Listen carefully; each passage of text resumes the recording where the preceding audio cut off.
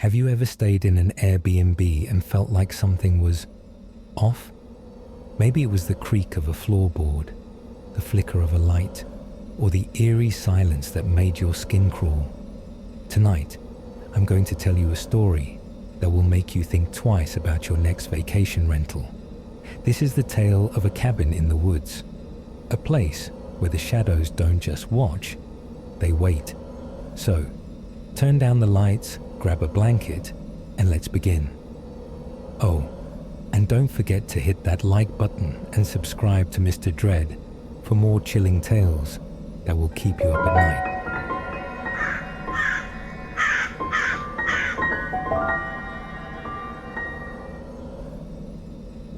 I used to manage a small cabin in the woods as an Airbnb. It was a cozy retreat, surrounded by towering pines and the kind of silence that felt alive. For years, it was a peaceful escape for hikers and nature lovers. But one booking changed everything. It was a Friday evening when I got the notification. A guest had checked in. His name was Mark, and his profile seemed normal, just a solo traveler looking for solitude. I sent him the door code and went about my evening, thinking nothing of it. Around midnight, my phone buzzed. It was Mark. His text was short. "The lights aren't working. Can you come take a look?" I hesitated. The cabin had never had electrical issues before, but I didn't want to leave him stranded in the dark. Reluctantly, I grabbed my toolbox and drove over. The woods were unnaturally quiet as I pulled up to the cabin. No crickets, no rustling leaves, just an oppressive silence.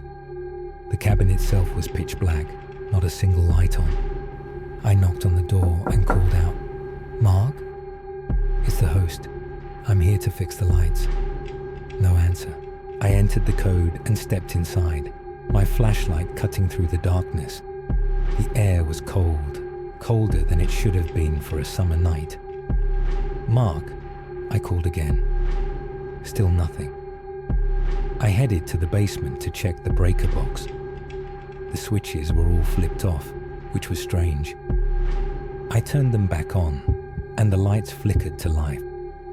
But as I turned to leave, I noticed something. The basement door was slightly ajar, and I could hear faint whispers coming from upstairs. My heart pounded. I hadn't seen Mark's car outside, and now I was sure I wasn't alone. I crept up the stairs, my flashlight trembling in my hand. The whispers grew louder, but when I reached the top, the cabin was empty. Then I saw it. Scratched into the wall above the fireplace were the words, "We've been waiting for you." I froze. The whispers stopped, replaced by the sound of footsteps behind me. I spun around, but no one was there. Then, from the corner of my eye, I saw movement, a shadow darting across the room. I bolted out of the cabin and called the police. When they arrived, they found no trace of Mark or anyone else. But they did find something in the basement, a hidden crawl space filled with old photographs of the cabin's previous guests. Every single one of them had stayed there over the past decade, and every single one of them had disappeared. I stopped renting the cabin after that, but sometimes, late at night, I still get texts from Mark's number. They're always the same. "The lights aren't working. Can you come take a look?" And sometimes, when I'm alone in my own home, I hear whispers, faint but unmistakable. They say, "We're still waiting."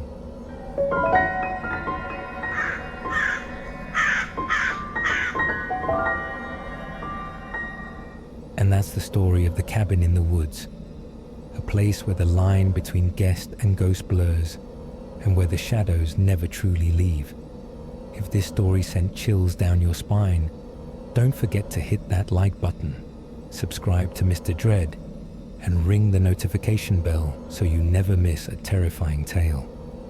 And the next time you book an Airbnb, remember, not all guests check out. Stay safe, and I'll see you in the next story.